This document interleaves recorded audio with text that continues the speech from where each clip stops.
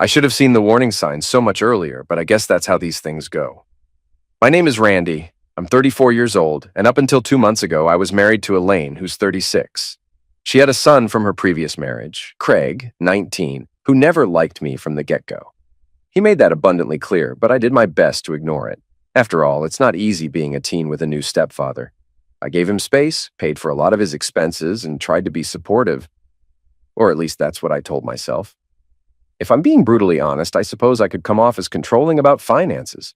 Maybe I was so worried about money that I nagged Elaine to rein in her shopping sprees. But I never imagined either of them would betray me the way they did. The final straw fell on one of the worst nights of my life. I'd just come off a brutal night shift, 12 hours on the factory floor, welding metal parts, dealing with the incessant noise that made my ears ring.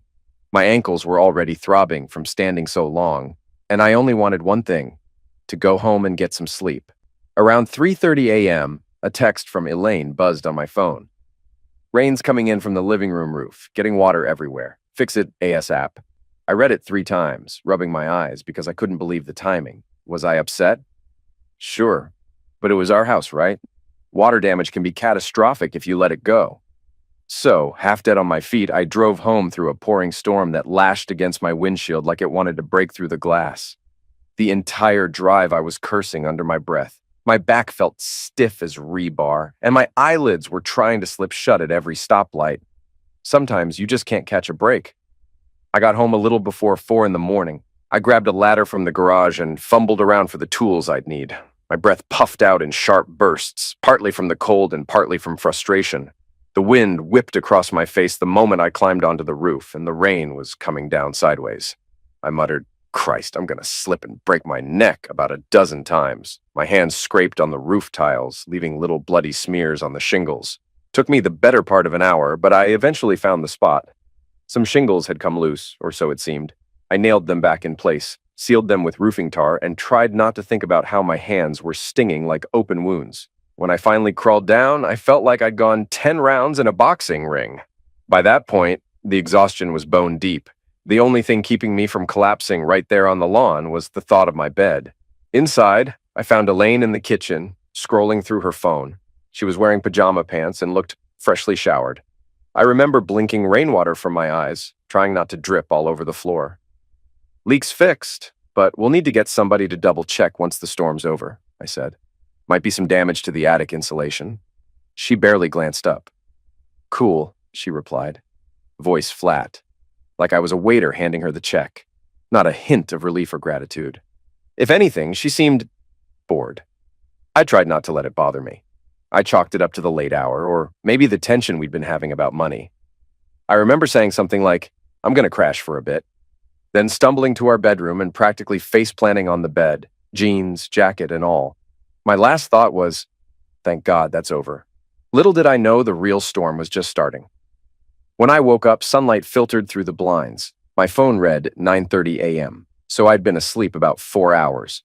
Elaine was standing next to me, arms crossed, her jaw set like she was holding back an eruption of fury. Craig was leaning in the doorframe, arms folded, a smirk on his face. I blinked the sleep from my eyes, my back still screaming from the rooftop ordeal. "What's going on?" I croaked, fumbling for my phone, trying to figure out if I'd overslept or something. The room felt oddly empty. That's when I saw them. 3 big black trash bags lined up by the closet, clothes spilling out of one. My shirts, my jeans, my stuff. "Get up," Elaine said coldly. "You're leaving." I sat there stunned. A flush of anger pricked my skin.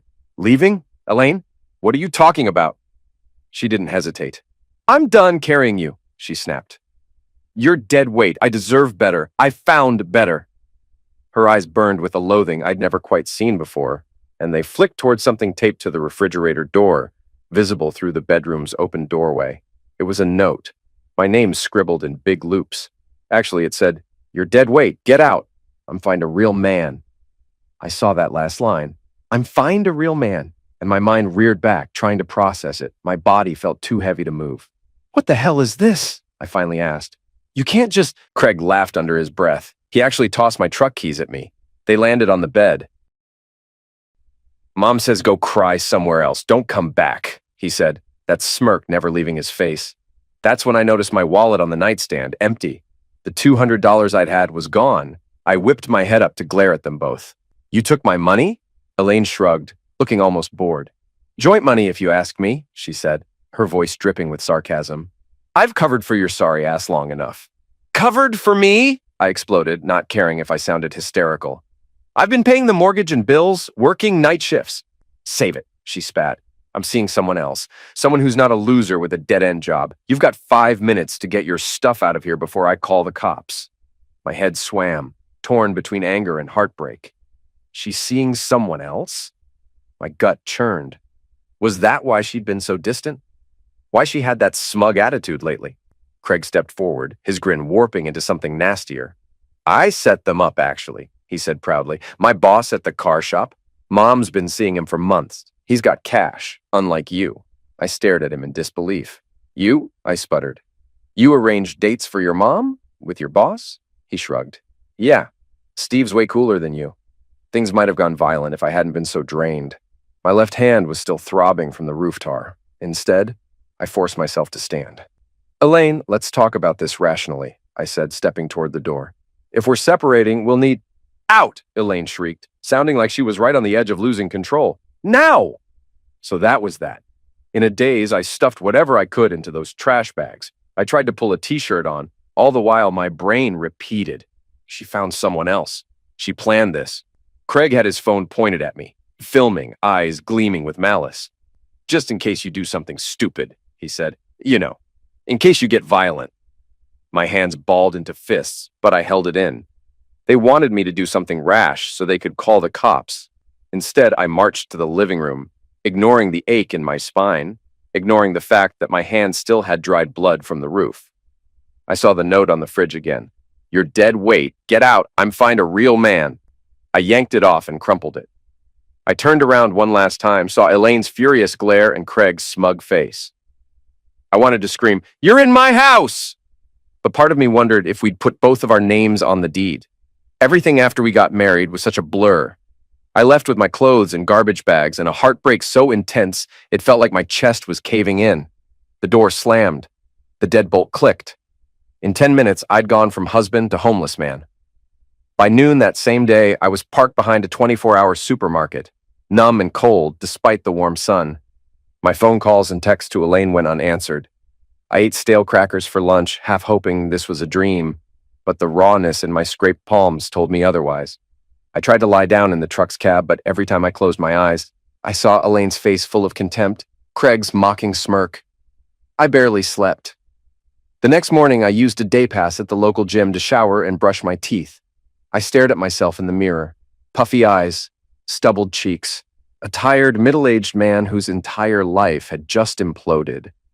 The irony stung. For years, I'd kept track of every dollar we spent, scolded Elaine for buying too many fancy shoes, tried to manage the budget responsibly. Sure, I might have been controlling about money, but look where it got me. Kicked out, broke, humiliated. Night 2 in the truck was worse. My back screamed every time I shifted positions. I had a single blanket over me, listening to the hum of passing cars. My thoughts churned like a pot left to boil over, replaying Elaine's sneer. I've found someone else. Sometime around 2 a.m., I dozed off, only to be startled awake by a knock on the window. A security guard brandishing a flashlight told me I couldn't sleep in the lot overnight. So I drove to another all-night location, cursing under my breath. By morning, my phone had a bank notification. The joint account was empty.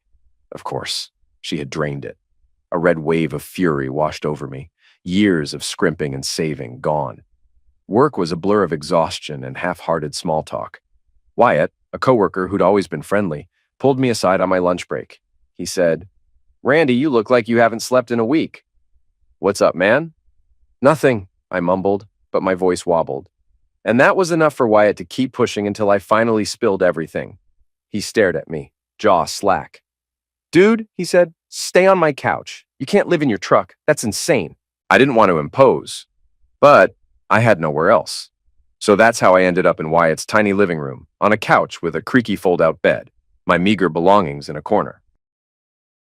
By the third night, I had a plan. Check the deed on the house. My grandfather had willed that place to me years before. I was almost certain it was mine alone, but I'd never updated it after marriage. If it was truly only in my name, she had no legal right to keep me out. I ran into Elaine's cousin, Sabrina, at a gas station a week later. She was an odd one, never warmed to me, but that day she looked almost ashamed to run into me. She blurted out, "I'm so sorry for what happened. Elaine's been planning to kick you out for months. She told everybody you were worthless, a total drain on her life. She's got another man, you know." I swallowed the lump in my throat. "Yeah, I know," I said quietly. "Craig's boss, apparently." Sabrina nodded, gaze darting around like she worried someone would see her talking to me. Then she revealed something horrifying. The leak that night? Elaine had manufactured it with a garden hose. She wanted me so tired from working all night and climbing on the roof that I'd be too exhausted to fight back. Sabrina even said Elaine bragged about it at some family gathering, crowing about how I'd never see it coming. "I'm sorry," Sabrina whispered again, her eyes flicking to the ground. "I should have warned you." That was the moment everything inside me crystallized into a cold, steely determination. It wasn't just that she kicked me out, she set me up. She humiliated me on purpose. I found a lawyer named Frank Mulligan, recommended by Wyatt. Frank was old school, gray hair, sharp suits, and a sharper tongue. I showed him the deed. He confirmed it was solely in my name. Elaine and I never filed new paperwork after we married, meaning legally, the house belonged to me alone. Frank's eyes glinted with something like triumph when he read the documents. "In this state, an inherited property that's kept separate usually remains separate," he said. "You've got a strong case." But what he discovered next turned my stomach. A $25,000 personal loan Elaine had taken out, using my house as collateral. Forged my signature, no less. She'd bragged on social media about remodeling the house, even buying Craig a new car. Now it made sense how Craig had been driving around in a flashy vehicle. Meanwhile, I was exiled to Wyatt's couch. That was the final straw. Frank said it was straight up fraud and he'd love to prosecute. I gave him the green light. "Let's do it," I said. Frank filed the paperwork swiftly. First, a formal eviction notice. Since the house was mine, I had every right to remove them. Second, a lawsuit for the forged loan. "Don't tip them off," Frank told me. "We need the element of surprise." So I kept my head down, living cheaply. I canceled all joint credit cards, opened new bank accounts, changed passwords, everything to separate myself from Elaine. I also braced myself for the storm to come. Sure enough, the day the sheriff was set to serve the eviction notice was nerve-wracking. I barely slept. My stomach churned as I followed the patrol car to my own front door, staying a few steps behind the sheriff. At 9 a.m. on a Monday, we walked up the driveway.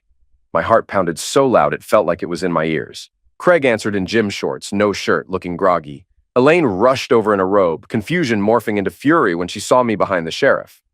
"What is this?" she snapped, voice trembling. The sheriff was all business. "Ma'am," he said, "we have an eviction order. You and your son must vacate the premises within 48 hours. He handed her the papers. "The property belongs to Randy. This order is effective immediately." For a split second, Elaine's face went slack with shock. Then color flooded her cheeks. "This is my house," she screamed, her voice cracking. "You can't do this!" Frank, standing calmly to one side, cleared his throat. "Actually, the deed is in Randy's name alone," he said. "And we have evidence of financial fraud you committed by forging his signature on a loan. You need to leave." Craig puffed out his chest, stepping towards me. "Who do you think you are?" he snarled. "You think you can just waltz back in here because of some technicality?" I held up a hand. "You threw me out," I snapped. "But you didn't realize I still own this place. Now get your stuff and go." Elaine's voice trembled with rage. She turned on the sheriff, her face blotchy. "He's harassing me. He's controlling. He's been forcing me to—" The sheriff cut her off, telling her to read the order. She skimmed it, eyes wild, then turned to me, spitting out her words. "You worthless bastard! I should have left you years ago. Where am I supposed to go? You can't just—" "You have 48 hours, the sheriff repeated sternly. "If you don't leave voluntarily, we'll enforce the eviction physically." He leaned in. "Don't make this worse." Craig pointed a finger at me, sneer returning. "You'll be crawling back once you realize how lonely you are," he taunted. "Mom only stayed with you out of pity. This is going to come back and bite you. You watch." I felt my temper flare, but Frank had warned me to remain calm. I forced a cold smile, locking eyes with Craig. 48 hours. Anything left after that goes in the dumpster, including your gaming rig, which was my money, by the way." He lunged forward, fist balled, but the sheriff stepped between us, hand on his belt. Don't, the sheriff said in a low, firm tone. Craig paused, chest heaving. Elaine stood there, tears forming now, as if shifting tactics from rage to sympathy. Randy, she pleaded, please, we've been married 7 years. You can't just toss me out. I swallowed the knot in my throat, remembering those nights in my truck, the heartbreak. You did it to me, I said quietly, when you changed the locks and took my wallet. Now we're even. I turned and walked away, ignoring whatever curses they hurled after me. My heart hammered a strange rhythm, part guilt, part triumph. But I tamped down any remorse. They brought this on themselves. True to their word, Elaine and Craig bombarded my phone with calls that afternoon. Threats, then pleas, then more threats. I forwarded everything to Frank. By the second day, I woke up to find 47 missed messages. Elaine's tone had swung wildly from "I'll ruin your life" to "Please, Randy, we have nowhere else to go." I responded once, saying all communication should go through my lawyer. Then I blocked her. 48 hours after the sheriff's visit, I returned. Frank and I arrived with the sheriff right behind us in case things went sideways. My hands felt clammy on the steering wheel. I dreaded the confrontation, but I also wanted them gone. Surprisingly, there was a U-Haul in the driveway. Elaine was on the porch, eyes red and puffy. She looked at me with such venom, it was almost shocking. I could see she'd been crying. "You bastard!" she hissed as I walked up. I didn't reply, just stepped inside to assess the damage. The place was a wreck. Broken glass, furniture overturned, fresh paint swatches on the walls, half finished. The kitchen cabinet doors were removed, strewn about. It looked like they'd tried to remodel but gave up halfway. Or did it out of spite. The sheriff warned them not to take anything that was built into the house, appliances, fixtures, that kind of thing. Elaine barked at him. "Those are my new appliances." But, of course, they'd been bought with my stolen, fraudulently acquired loan. She had no claim. I rummaged around, seeing if they'd taken anything irreplaceable. Some stuff was gone. Family photos, random knickknacks. She'd stolen them, out of spite maybe. But the biggest relief was that the structure was still sound. My heart sank at the holes in the drywall, though. There were at least 5. The swirl of anger and pity inside me left a bitter taste in my mouth. I headed back outside. Elaine tried to follow me, tears streaming. "Randy, how can you do this? I'm your wife." "Well, was. Doesn't that mean anything?" I stared at her, remembering the note. "You're dead weight. Get out. I'm find a real man." And her face that morning, brimming with scorn. "You made your choice," I said, voice hollow. The sheriff gently stepped between us, and Elaine seemed to realize I wasn't going to budge. She let out a choked sob, stumbling back to the U-Haul. Craig was nowhere to be seen. Maybe he was off sulking or trying to salvage that fancy car. Either way, they left, and for the first time in months, I was alone in my own house. I remember kneeling in the living room, just staring at the chipped hardwood floors. My heart hammered with a weird sense of liberation. The worst was over, I told myself, feeling tears prick at the corners of my eyes. The quiet was deafening. Then I called Wyatt and said, "Bring some pizza, man. We've got a house to fix." Wyatt and a few co-workers helped me piece the house back together that first weekend. We patched walls, hauled out broken furniture. They told me to keep my spirits up, that I dodged a bullet by discovering how cruel Elaine was. Maybe they were right, but it still felt like a kick in the gut. 7 years thrown away. Elaine's sister Alexandra showed up a few days later. She said Elaine and Craig were staying in her basement, but that her controlling husband Stetson was making life miserable. My eyebrows shot up. Apparently, Elaine's lavish lifestyle had come to a grinding halt, and with no money left, she was at the mercy of a jerk even worse than me, if you'd believe it. Alexandra needed help escaping her own toxic marriage. I gave her some resources, helped her contact a women's shelter. If nothing else, this fiasco taught me how important it was to have a backup plan. A week or two passed quietly. I spent my evenings patching holes in the walls, painting over the hideous color Elaine had started. The nights were still haunted by insomnia, though. Sometimes I woke in a cold sweat, dreaming that Elaine or Craig was looming over my bed, hurling insults. But each day I felt a little more stable. Then it all erupted again. Elaine had apparently tried to settle with some landlord for a new place, but she had no credit left. Her fraud was catching up to her. The loan company was pressing charges. Her fancy boyfriend, Steve, vanished. I heard rumors from Sabrina that he'd ghosted Elaine the second she mentioned the stolen loan money and her eviction. Typical. If Elaine thought she'd found a real man to fix her problems, she'd been wrong. One morning, I stepped onto my porch, sipping coffee, when a tow truck pulled up unannounced. At first, I was confused. Then I realized they were repossessing the furniture and appliances that had been financed under the forged loan. I saw Craig come running from down the street, shouting, "Stop! You can't take that, it's ours." The driver said, "I have the order right here." Then he started loading a brand new washing machine onto the truck bed. Craig, face red with rage, tried to jump onto the flatbed. He was screaming, "I'll kill you if you take my stuff." The driver threatened to call the cops, and I immediately called the sheriff myself, feeling my stomach knot with apprehension. Meanwhile, Elaine showed up, shrieking, "You can't do this! Randy, tell them to stop!" I shook my head. "This is out of my hands," I said. "You financed this stuff illegally. The bank is repossessing it." She shot me a glare that could peel paint. Then, in a move that left me speechless, she stormed over to the sheriff, who had just arrived, and shoved him.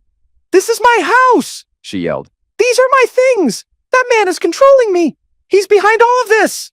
The sheriff stumbled back, eyes blazing with anger at being assaulted. He grabbed her wrist, twisting it behind her back in a swift motion. "Lady, that's assault on an officer!" She fought back, flailing her free hand, tears streaking her cheeks. "You piece of trash! You can't arrest me! Don't you know who I am?" Craig tried to intervene, but two more deputies arrived, wrestling him to the side. By the time the dust settled, Elaine was face down on the pavement, arms pinned behind her. It was an ugly, humiliating sight. She kept kicking her legs, shrieking, "Get off me! You'll pay for this!" But the deputies were having none of it. I just stood there numb as they hauled her up and led her, still cursing and spitting, to a squad car. She spent a few days in jail, from what I heard, before being released on bail. I might have felt sorry for her once, but the only emotion left in me was a weird heaviness. She made this bed herself. Now she had to lie in it.